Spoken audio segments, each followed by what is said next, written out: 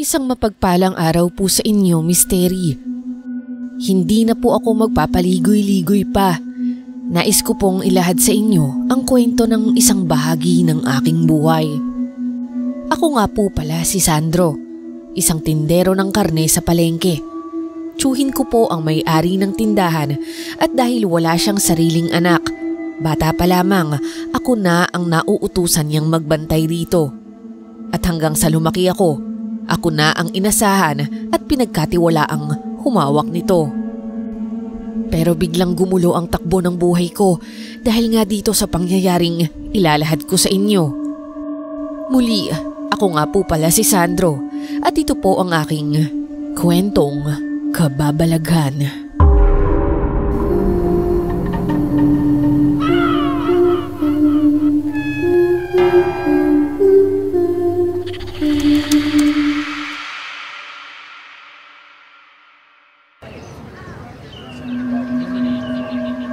Grabe, ang laki ng sunog na nangyari sa kabilang baryo.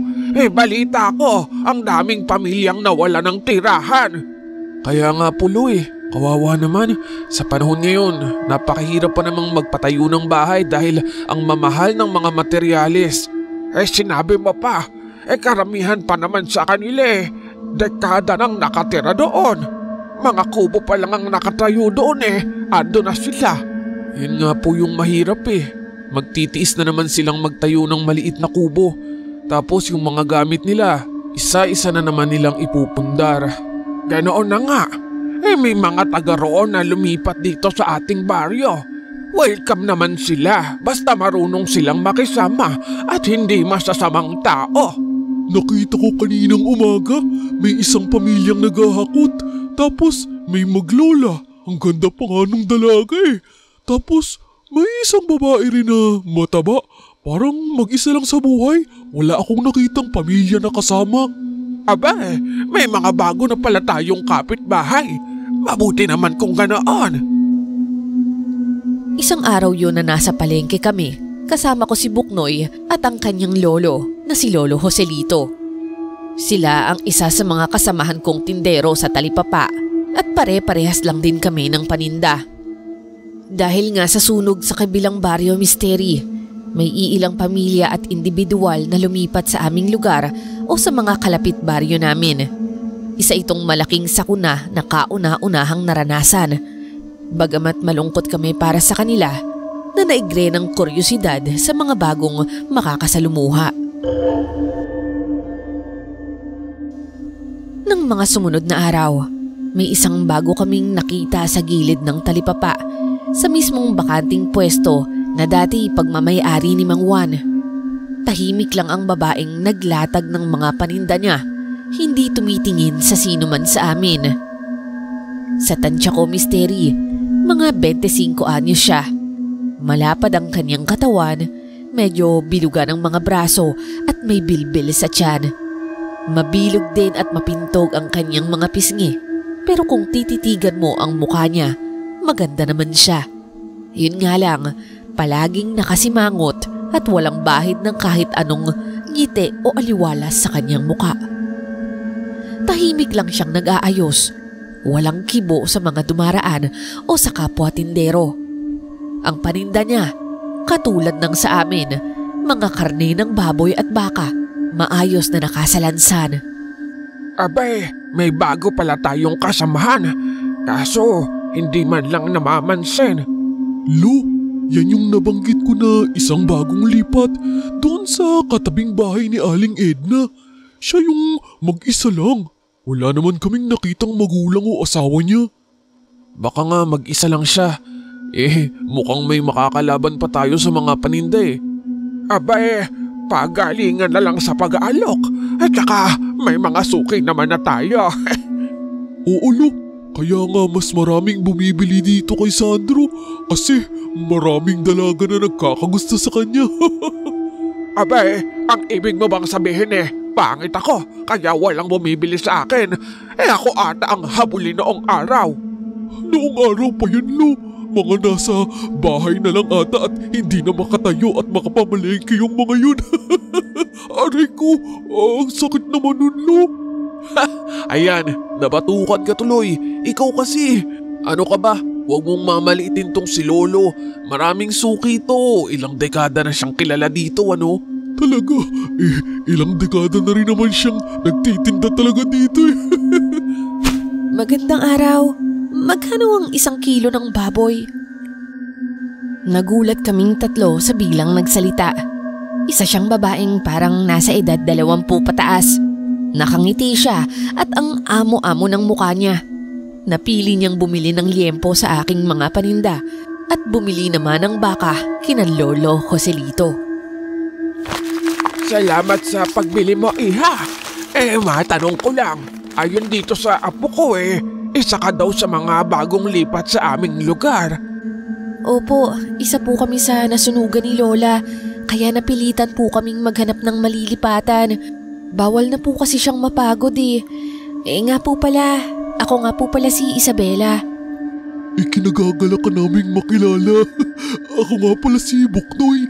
At ito ang Lolo Joselito ko. Dito naman sa kabila, si Sandro. Magkakapit-bahay lang tayo. Talaga ba? Masaya akong makilala kayo. Siguradong matutuwa si Lola pag nalaman niyang mababait yung mga kapitbahay namin. Talaga ba? Hindi naman masyado. Eto idagdag mo. 1 guhit pa ng kasim. Libre ko na yan sa'yo. Hala, seryoso ba? Salamat Buknoy ah. Wala yun. Basta sa amin ka lagi bibili. Dadagdagan kita. Mapagbiro, ito talagang apo ko. Pala desisyon.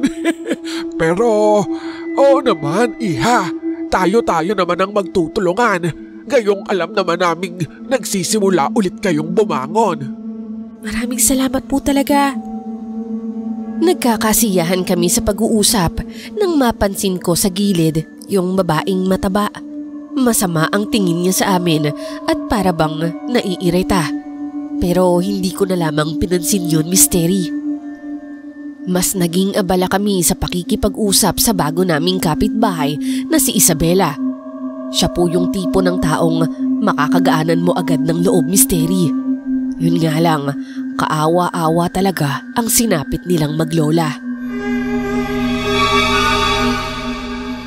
Dumating ang hapon at nauna pang maubos ang paninda ko. Nagliligpit na ako ng mga gamit nang mapansin kong halos walang bawas ang paninda ng bagong tinderang babae. Medyo naawa pa nga ako dahil baka malugi siya. Pero bago pa man ako makauwi at nagdidilim na, biglang nagdatingan ng mga kumpol ng tao. Dumiretso sila sa paninda ng babae at pinakyaw iyon nang wala pang 10 minuto. Abay, kanina lang halos walang bawas ang karne niya. Tapos sa isang iglap, nauna pang maubos kaysa sa tinda ka. Mukhang marami siyang suki, no? Baka galing sa kabilang baryo. Oo nga, mukhang marami siyang suki sa ibang lugar. Mabuti na rin yun para lahat tayo mabilan. Oo nga naman, alam ko ang hirap kapag nalulugi at nasisira ang tinda. Kanina nga nag-aalala na rin ako. Naawa ako sa kanya. Siya, konti na lang naman itong natitira sa akin. Iuulam na lang namin para makauwi na tayo sabay-sabay. Pare-parehas na nga kaming nagligpit at umuwi noon sa aming baryo. Pero ang babae ay nakita kong naiwan lamang. Mabagal siyang kumilos. Para bang pakiramdam ko, hinihintay niya talagang makauwi kami at makaalis na. Ewan ko ba, Misteri, pero ganun yung naramdaman ko ng mga oras na yon. Misteri, ang pagbabantay ko sa talipapa ay hindi naman araw-araw. Nagsasalitan kami ni Tio Ramon sa pagtitinda. Sa mga oras na wala ako roon, tumatanggap ako ng service sa paggawa ng TV, radyo, ventilador o washing machine. Opo, Misteri, isa rin po akong technician. Sa totoo lang, pinag-iisipan ko na noon na lumuwas sa Maynila o sa ibang syudad para mamasukan. Noong panahong yun, usong-uso yung mga katulad namin. Kapag may nasisirang appliances, ipapagawa muna hanggang sa tuluyang bumigay. Hindi katulad ngayon na kapag nasira, mabilis ng palitan, bibili agad ng bago. Mabalik po tayo sa kwento, Misteri. Isang araw po nang tumambay ako sa aming lugar dahil pahinga ko. Nakaupo ako noon at kasalukuyang kumakain ng agahan sa isang maliit na kainan na pagmamay-ari ng aming kapitbahay na si Ate Baby. Dito, may iba ring mga kapitbahay na nakatambay at usap-usapan pa rin ang bagong salta sa aming lugar na karamihan nga'y mga nasunugan. Marami ng mga bagong muka sa lugar natin ngayon. Sa una nakakailang pero okay na rin.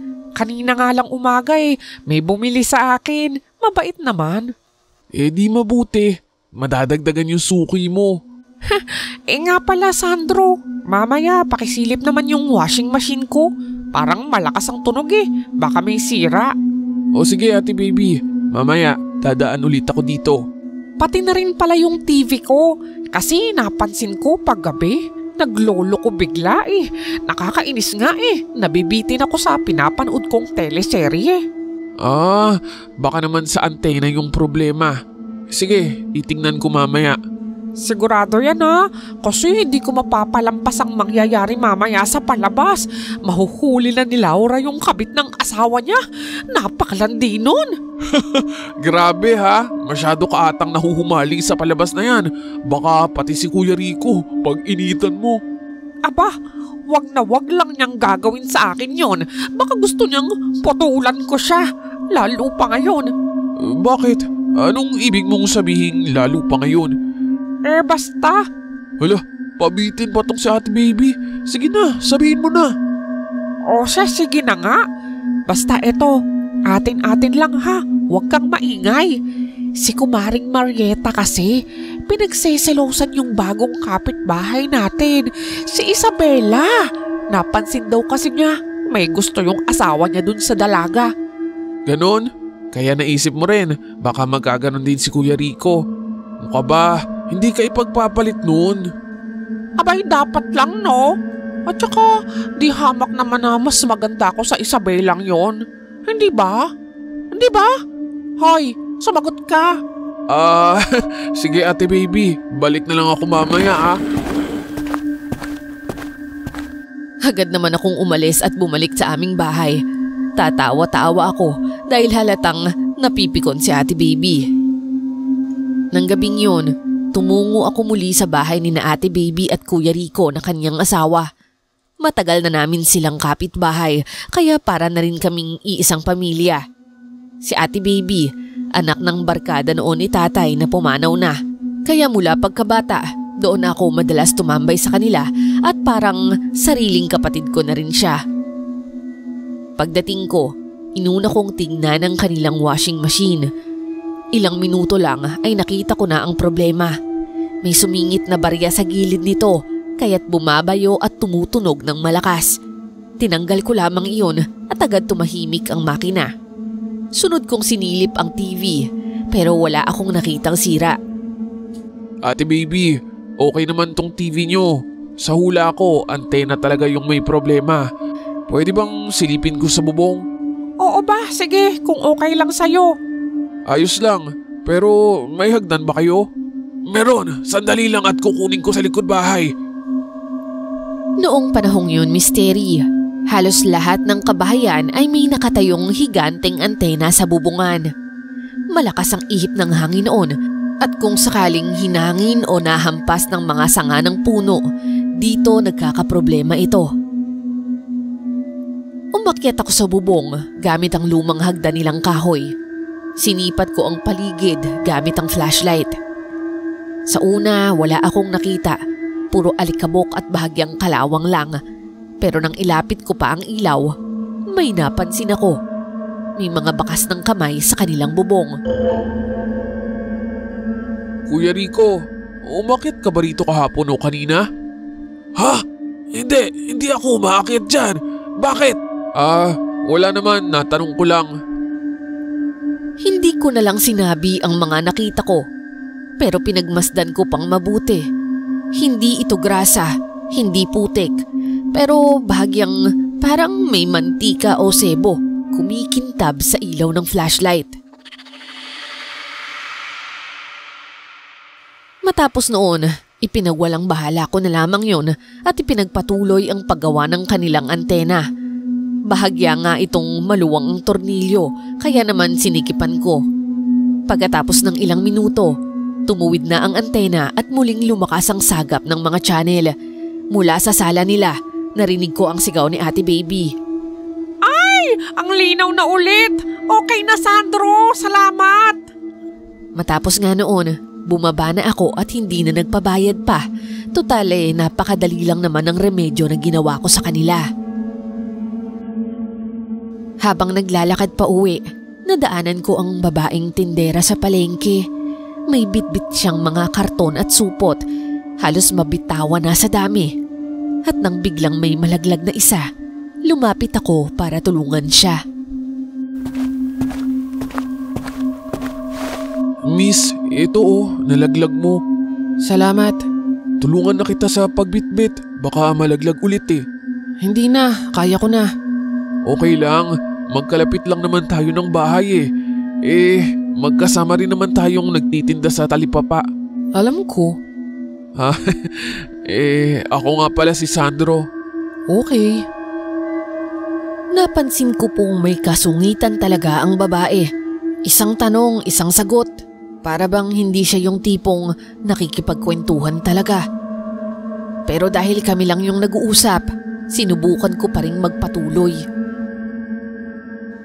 Alam mo, maganda dito sa baryo namin. Mababait ang mga tao. Nga pala, anong pangalan mo? Tina. Ilang taon ka na, Tina? At saka, wala ka bang kasama? 24. Wala, ako lang mag-isa. Kaya siguro tahimik ka. Dito na pala tayo sa bahay mo. Salamat sa tulong mo ulit Walang anuman. Kita na lang tayo sa palengke. Ay, ano ba yan? Tinalikuran na lang ako bigla. Napatingin na lang ako habang nakikita ko siyang papasok ng kanyang bahay. Sa buong paglalakad namin, halos wala siyang kibo. Wala ring bahid ng ngiti. Parang may pader na nakapaligid sa kanya. At habang papalayo ako, lalo siyang naging misteryosa sa paningin ko. Para bang may tinatago siya. O baka sadyang ayaw niya lang ipakita ang tunay niyang pagkatao kahit kanino. Kinabukasan, maaga pa lang ay maingay na uli ang talipapa. Ako naman, abala sa pag-aayos ng paninda habang nag-aabang ng mga suki. Napasulyap ako sa pwesto ni Tina at gaya ng dati, tahimik pa rin siya hanggang sa may nangyaring kakaiba. May ilang batang naglalaro sa tapat ng pwesto niya. Simpleng habulan lang sana, pero sa isang maling liko, natamaan nila ang lamesa ni Tina.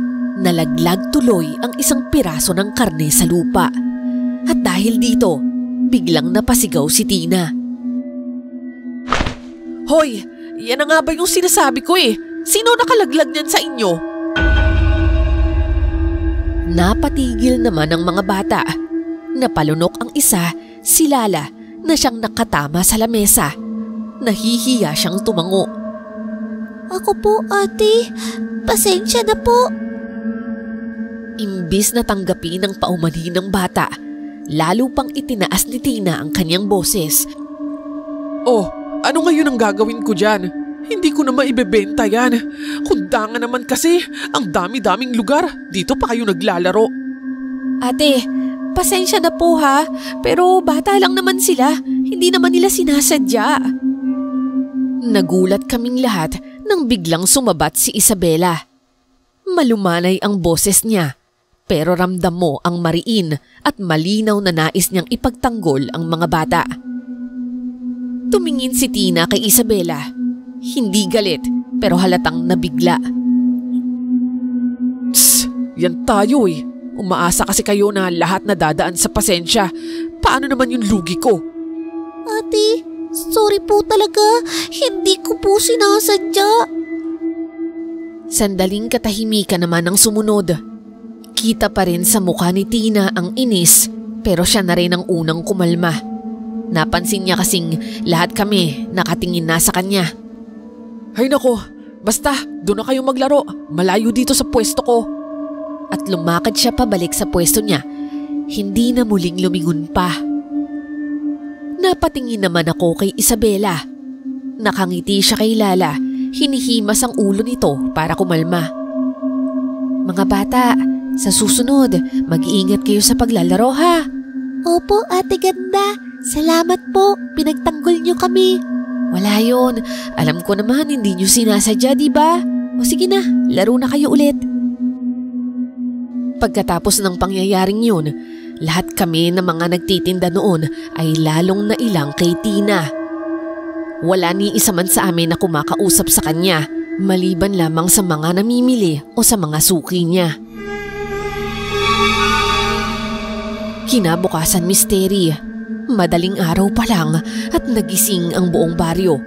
Nagulat ang lahat sa malalakas na boses na naririnig namin. Nagwawala na sina Aling Mila at Mang Rogelio sa kalsada.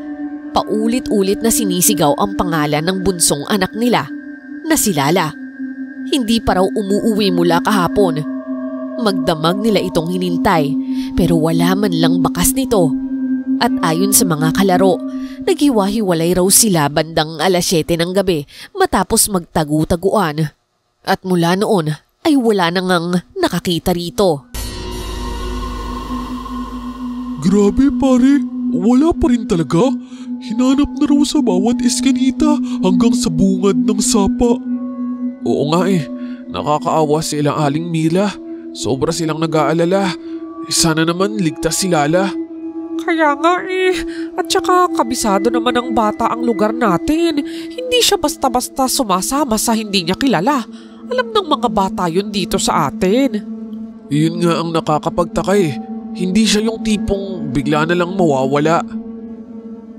Habang nagkakagulo ang mga kapitbahay, napatingin ako sa paligid. Doon ko napansin na nakadungaw si Tina sa kanyang bintana.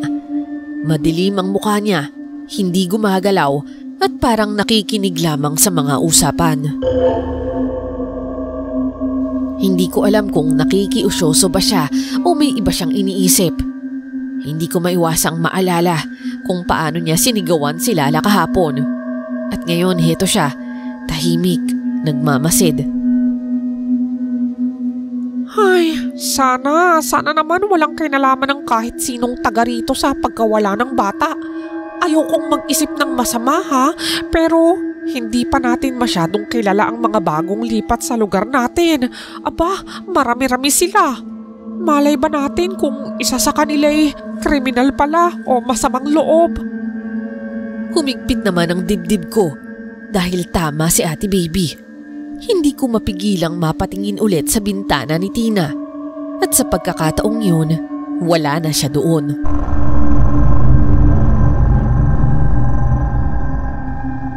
Makalipas ang ilang araw, hindi pa rin nakikita si Lala.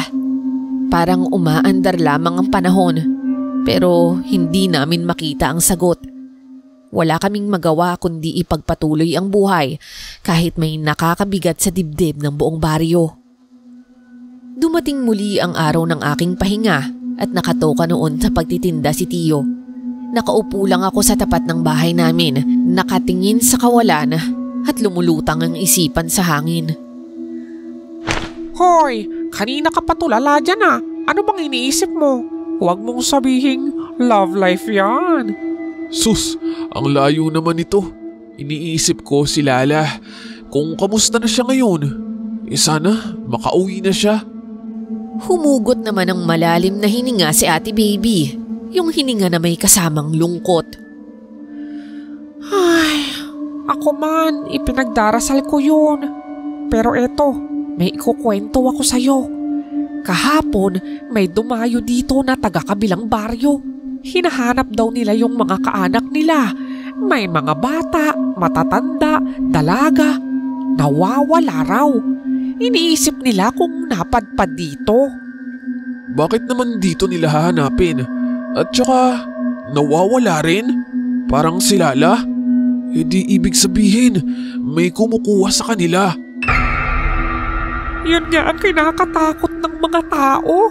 Kaya ayun, naghigpit na sa mga bata, sa mga anak nila. Bawal nang lumabas. mahirap na eh. Oo, tama. Mas mabuti na yung nakakasiguro tayo. Hindi natin alam kung mayroong umaaligi dito na masamang tao. Maya-maya lamang ay napansin naming may isang taong papalapit sa aming pwesto. Malayo pa lamang ay nakangiti na ito sa amin. Magandang hapon po, Ate Baby. Sa'yo rin, Sandro. Bahagya namang tumaas ang kilay ni Ate Baby. Alam kong may konting inis siya noon dahil nga ang daming nagkakagusto kay Isabela at natatakot siyang makapati ang asawa niya ay maging isa roon. Magandang hapon rin sa'yo. May kailangan ka ba, Isabela? Ayun nga, nakakahiyaman po pero gusto ko lang talagang magbaka sakali. Ate Baby, baka pwede pong mag-apply bilang tindera o tagabantay sa tindahan niyo. Pwede rin po akong maglinis at maglaba sa bahay. Nagulat naman si Ate Baby sa hindi niya inaasahang tanong ng dalaga. Ha? Sa ganda mong yan, magagawa mo ba yun? Parang hindi naman bagay sa'yo. Opo, kaya ko po. Nasunugan po kasi yung dati kong amo. Hindi na ako makabalik eh. Kaya kahit maliit lang po yung sahod, basta may pangkain po kami ni Lola, tatanggapin ko po. Huwag po kayong mag-alala. Magsisipag po ako. May kung ano naman na parang kumurot kay Ate Baby. Parang unti-unting lumambot at natunaw ang dati niyang irita o inis kay Isabela. Ay, sa totoo lang, hindi ko naman kailangan ng tindera kasi kaya ko naman mag-isa. Pero sige, pag nagustuhan ko ang trabaho mo sa loob ng 1 linggo, kukunin na talaga kita. Ayos ba yun? Talaga po? Naku, maraming salamat. Matutuwa po talaga si Lola. Salamat po talaga. Napangiting naman ako habang pinapanood silang dalawa. Ganun po si Ate Baby, Mystery. Medyo maanghang magsalita, parang mataray, pero malambot naman talaga ang puso niya. At masaya rin ako para kay Isabela. Sigurado akong gagawin niya ang lahat para sa kanyang lola. Sa mga sumunod na araw, Mystery, kahit papaano, gumaang-gaang ng kaunti ang pakiramdam ng baryo. Bagamat malungkot pa rin kami at palaisipan pa rin ang pagkawala ni Lala, unti-unti namang bumabalik sa normal ang galaw ng buhay. Isang umaga sa talipapa, halos nagliliwanag pa lang, nagbabantay na ako sa pwesto ko. Dumating si Ate Baby upang mamili. Pero sa oras na yon, kahit sobrang aga pa, mabilis na ubos ang pinakamabenta kong parte ng paninda. Naku te, wala nang liempo. Ang bilis na ubos kanina. Halos 3 tao lang yung pumakyaw. Kasim na lang, gusto mo? Hala, liempo talaga ang gusto ko. Teka, magtitingin ako sa iba ha. Okay lang naman sa'yo yun, diba? Oo naman te. Basta, ngayon lang ha. Tumungo siya sa pwesto ni Tina. Nagaya ng dati, nag-iisa, tahimik at parang ayaw makipag-usap. Noong oras na yon, literal na nilalangaw ang tinda niya dahil walang pumapansin rito. Bakit parang hindi sariwa ang mga karne mo? Sariwa po yan. Kanina ko lang yan hinango. Bakit ang baho? Hindi ko gusto mang amoy. Nasusuka ako. Mawalang galang na Ale, pero ganyan talaga ang amoy ng karne. Sana wag niyo namang siraan. Bakit parang galit ka? Yun lang naman ang nakita at naamoy ko. Bahala ka nga dyan. Umalis naman agad si Ate Baby at bumalik sa pwesto ko. Sa loob-loob ko, mabuti na lang at hindi na uwi sa eskandalo ang tagpong yun. Kakabwisit yung bagong tindera na yan ha. Kalma lang Ate Baby. Tatanda ka agad yan. Sige ka. Nakakainis kasi. Siya pa yung galit. Imbis na aminin niyang hindi sariwa ang karne niya, nagmamalaki pa. Hayaan mo na. Baka mainit ang ulo kasi mahina yung benta. Hewan ko ba? Nainis ako sa mukha niya. Mainit ang dugo ko sa kanya. Grabe ka. Nung una, mainit ang dugo mo kay Isabela dahil sa chismis. Tapos ngayon, kay Tina naman. Hoy, hindi na mainit ang dugo ko kay Isabela ha. Naku, Napakasipag na dalaga at saka sobrang maalaga sa lola. O tingnan mo, baka naman ganun din si Tina. Sa una, naiinis ka kasi mukhang masungit. Hindi mo pa naman kasi siya nakikilala. Ay, hindi. Ibang-iba si Tina kay Isabela. Si Isabela naman, diba, palangiti, ang amo-amo ng muka. Pero itong bruhang to, ay nako, hindi mo maipinta. Hayaan mo na, baka may pinagdadaanan lang. Mag-isa lang kasi siya sa buhay. O baka kaya siya mag-isa lang kasi walang nakakatagal sa ugali niya. Hindi na ako sumagot pa, Misteri. Kitang-kita naman, ang init-init talaga ng dugo niya kay Tina, kaya hinayaan ko na lang. Ang totoo po niyan, pati sina Lolo Joselito, si Buknoy at halos lahat ng tindero sa talipapa, hindi rin siya gusto. Ako lang yata ang tanging naaawa at gusto siyang intindihin. Kinagabihan, habang marami na ang nalulumbay at natutulog sa aming baryo, bandang 12:00 nang biglang may malakas na sigaw mula sa labas. Agad kaming nagising at nagsilabasan, tinitignan ang pinagmula ng gulo. Lumabas ka riyan! Magharap tayo! Huwag kang duwag! Nakita naming nasa labas si Kuya Rico, nakatayo at nakatingin sa bubong ng bahay nila. Kitang-kita ang galit sa kanyang muka. May hawak din siyang 2x2. Samantala, si Ate Baby ay umiiyak naman sa gilid, halos hindi makapagsalita sa takot. Kaya naman lumapit ako at nagtanong. Kuya Rico, ano bang nangyari? Huminahon ka muna. May yabag sa bubong namin. Parang may gustong pumasok sa bahay. Palagay ko, magnanakaw. Ano? Naku, hindi nga maganda yan ha. Delikado yung lugar natin kung may gumagalang magnanakaw. Pero Sandro, hindi ko alam pero may nakita akong mukha sa bintana. Parang halimaw. Halimaw? Sigurado ka ba, Ate Baby? Baka naman namalikmata ka lang. Yan nga din ang sinasabi ko sa kanya. Baka kaya siya natakot kasi adik yung nakita niya. Hindi. Alam ko ang itsura ng lulong o kriminal. Pero yung nakita ko, nakakatakot. Lalo yung mata. Nakatingin sa akin. Nanlilisik, pulang-pula at saka luwa. Nag-ikot kami noon, mula sa labas hanggang sa likod bahay. Maingat at tahimik at pinagmamasdan lahat. Pero wala kaming nakita, Misteri. Ako naman, umakyat sa bubong. Nagulat ako nang makita ko muli ang mga bakas ng kamay. Pero nagbago ang pwesto. Pero Misteri, ang ipinagtataka ko, bakit bakas ng kamay at hindi ng paa? Mukhang hindi ordinaryong tao ang problema natin. Ano po? Anong ibig niyong sabihin, Lo? Sa kwento ni Baby at sa nabanggit mong mga bakas ng kamay, hula ko isang aswang ang gumagala dito. Aswang? Paano niyo nasabi yun, Lo? Isa itong uri ng aswang, kaya bakas ng kamay ang nakita mo, imbes na paa. Anong klaseng aswang naman po? Walang iba, kundi manananggal.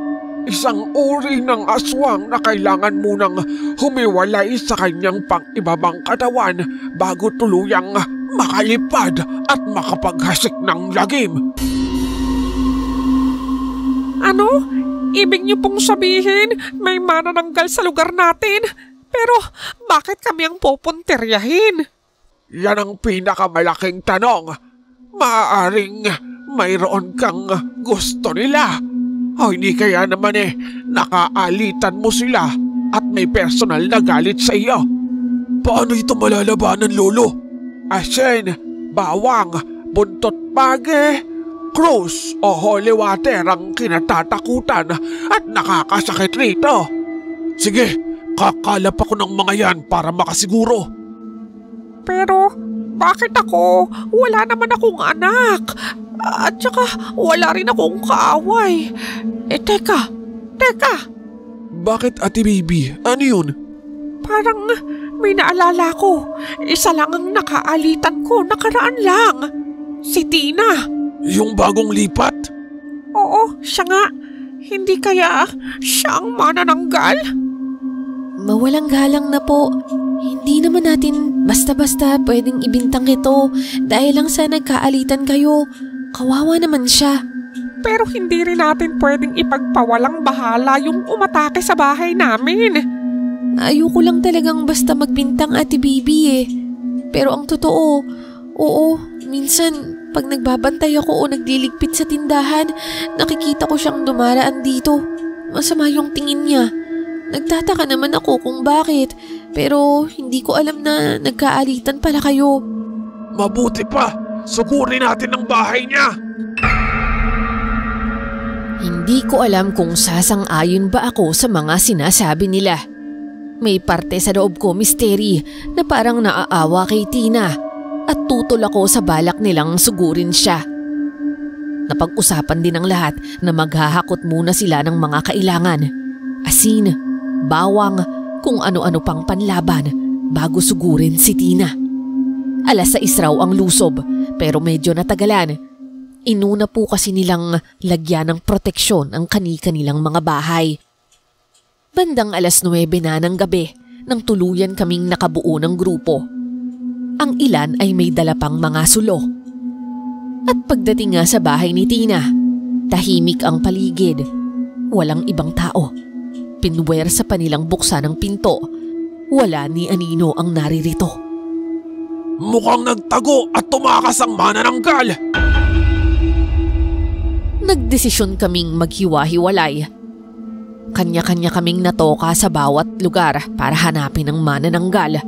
Kaming 3 ni Buknoy at Lolo ang magkakasama. Lo, malakas ba talaga ang aswang? Kaya ba talagang labanan ito ng asin lang at bawang? Parang hindi ko maisip eh. Pag tumama ito sa balat nila, masakit yan. Parang asido ang tama sa kanila. Pero sapat na ba talaga tong dala natin? Paano kung napakalaki ng aswang? Pre, 3 naman tayo. Huwag kang masyadong matakot. Kaya natin yan. Anong takot? Hindi ako takot. Teka, ano yun? Naglalakad kami noon nang may mapansin kaming isang bagay sa isang masikip at madilim na sulok. Natatakpan ng mga halaman at kawayan. Parang sinadyang itago. Pero ang unang tumama sa paningin namin ay ang mga paa. Nakatayo ito, parang nagtatago. Paglapit namin, inalis namin ang mga nakaharang at doon kami napatigil. Nanlamig ang mga kamay at katawan at halos hindi kami makahinga. Misteri, isang kalahating katawan ang tumambad sa amin. Putol ito mula baywang pababa. Nakapalda pa ito pero malagkit, parang binuhusan ng malapot na likido. Kita ang buto at lamang loob, ngunit kakaiba ang kulay. Mapula na may halong maitim na tila ng gigitata. Lo, ano yan? Yan ang kalahating katawan ng aswang. Dito pala niya ito tinatago. Lo, anong gagawin natin? Ibig sabihin, nag-anyong manananggal na siya. Lumilipad na ngayon. Baka may mabiktima na naman yun ah. Kasabay noon, may narinig kaming ingay mula sa malayo. Sigawan ng mga tao. Halong takot at pagkataranta. May kasama pa itong malakas na pagaspas ng pakpak. Tara na, hanapin natin kung saan ang gagaling yung ingay. Baka kailangan nila ng tulong. Sandali! Kailangan muna nating puksain itong kalahating katawan para siguradong wala nang babalikan ang manananggal. Paano po, Lo? Inilabas ni Lolo ang asin at bawang at ibinuhos iyon sa putol na katawan. Halika kayo at ilagay nyo rin ang asin ninyo! Dali! Agad naman naming sinunod si Lolo. Walang yaka, Tina! Yan ang nararapat sa katawan mo! Wala ka nang babalikan ngayon! At ilang segundo lang, Misteri, nagsimulang umusok ang laman nito. Para kaming nagbuhos ng asido. Ngunit ang ikinagulat namin, Bukod sa pag-usok, bigla itong nagliyab. Tila sinusunog mula sa loob. Maya-maya lang, may malakas na humampas sa ulo na namin. Aray! Aray! Lo! Sandro! Tulungan niyo ko! Paglingon namin, Misteri, isang nakakatakot na nilalang ang sumasabunot kay Buknoy. Pilit siya nitong hinihila paangat. Agad ko naman hinila si Buknoy pabalik para hindi tuluyang madanggit ng manananggal. Pero si Lolo, hinagisa ng asin ng nilalang.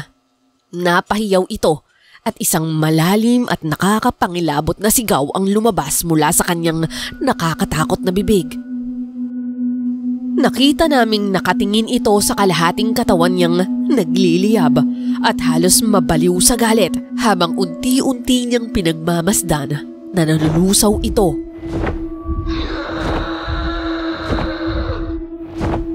Misteri, ang mukha niya nakakatakot.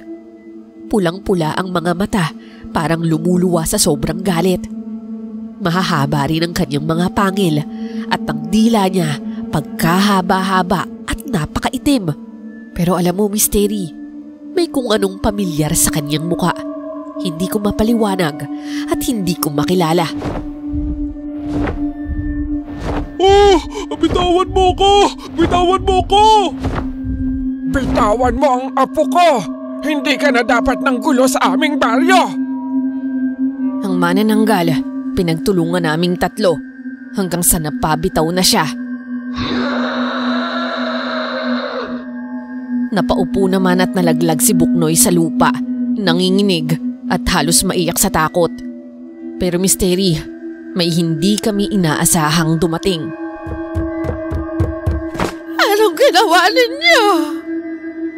Misteri, bigla na lamang lumitaw at tumakbo papalapit sa amin ang lola ni Isabela. Dumiretso ito sa nagliliyab na katawan ng manananggal. Tinangka niya pang patayin ang apoy pero huli na ang lahat. Apa! Apa! Anong ginawa ninyo? Anong ginawa ninyo sa apo ko? Magbabayad kayo! Magsisisi kayo sa ginawa ninyo sa apo ko! At doon, Misteri, lumipad pababa ang manananggal. Dinagwit ang kanyang lola. Hindi man lang ito nagpumiglas. Para bang kusa siyang sumama. Hanggang sa nakita na lang namin na lumipad sila palayo hanggang sa tuluyan ng nawala sa paningin namin. Misteri, doon namin napagtanto ang lahat. Si Isabela pala ang tunay na manananggal at hindi si Tina. Natagpuan ang walang buhay na katawan ni Tina sa bakuran ng kapitbahay. Mukhang tinangka niyang tumakas mula sa manananggal pero nahuli pa rin siya at walang awang pinaslang.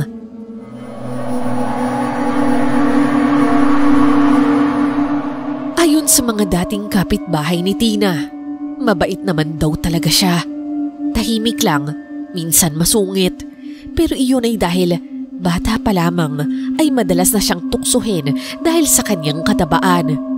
Bukod pa roon, maaga pa siyang naulila kaya natuto siyang kumilos ng mag-isa at maging matatag kahit walang sumasalo sa kanya. Pero dahil din dito, karamihan sa mga kapitbahay niya noon ay naging suki na rin niya. At sila pala yung bumibili sa kanya tuwing hapon. At nang malaman namin yun, lubos kaming nalungkot para sa kanya. Grabe, hindi ko akalaing si Isabela ang aswang. Parang napakabait pa naman niyang bata. At saka, hindi ko naman sinasadyang pagbintangan si Tina. Balita ko, Ate Baby, binalikan ka pa ulit kagabi. Oo, hindi ko talaga alam bakit ako ang pinupunteriya niya. Kasama ko pa nga siya dito sa tindahan. Mabait naman ako sa kanya. Wala akong maalalang kinagalitan ko siya o sinungitan. Dahil hindi galing sa galit kung bakit kanya inaatake. Kung ganun, ano po kaya yun, Lo? Bakit lagi siyang inaatake ni Isabela? May gusto siya na meron si Baby. Ano yun, Lo? Di baby. Oo nga Lo, ako nga ang inaatake. Pero ano nga ho ang gusto niya sa akin? Baby nga. Ay naku Lo, nag-uulyanin ka na ba? Hindi kita magets. Ako nga si baby at ako nga ang inaatake niya. Oo nga Hulo, ano ho ba yung ibig niyong sabihin? Ay nako, hindi niyo ako maintindihan. Ang gusto ng manananggal ay ang baby ni baby. Buntis siya. Ano? Lo, tama ba ako ng rinig? Buntis ang asawa ko? Yan ang nakita ko sa kanya. Mas makakabuti kung magpunta kayo sa doktor. Pero hindi nyo ba napapansin? Mataba si baby ngayon. Tapos paiba-iba ang emosyon. Palagay ko nga si Tina ang pinaglihihan niya. Kaya parang naiinis siya sa presensya nito. Kaya pala, ang tagal ko nang hindi nagkakaroon. At kaya rin pala, nag-a-apply sa'yo si Isabela kasi naamoy niya yung baby sa sinapupunan mo. Tatay na ako! Tatay na ako! At nang magpa-check up nga sa doktor si Ate Baby, nakumpirma, buntis siya sa kanilang panganay. Ang tagal na nila itong hinintay, Mystery. Hindi nga nila akalaing darating pa ang pagkakataong yun. Ang nakakatakot na pangyayari sa aming lugar ay nauwi sa selebrasyon. Bagamat nauna ang takot sa amin, masaya pa rin kami na naging ligtas si Ate Baby. At may isang biyaya ng Diyos na darating sa kanilang mag-asawa at pati na rin sa amin dahil pamilya na ang turingan namin sa isa't isa. Ako naman ay nalungkot sa sinapit ni Tina. Hindi namin siya nailigtas. Mystery, doon ko napagtanto na hindi mo talaga masasabi ang tunay na katauhan ng isang tao. May mukhang mabait, astang mabait, pero may malagim palang sikreto. Tapos yung ibang tao na hindi mukhang mabait o hindi kasing ganda ng iba, sila pala yung nananahimik lang pero inosente. Kaya naman natutunan ko sa buhay na huwag tayong masyadong agad-agad manghusga ng kapwa.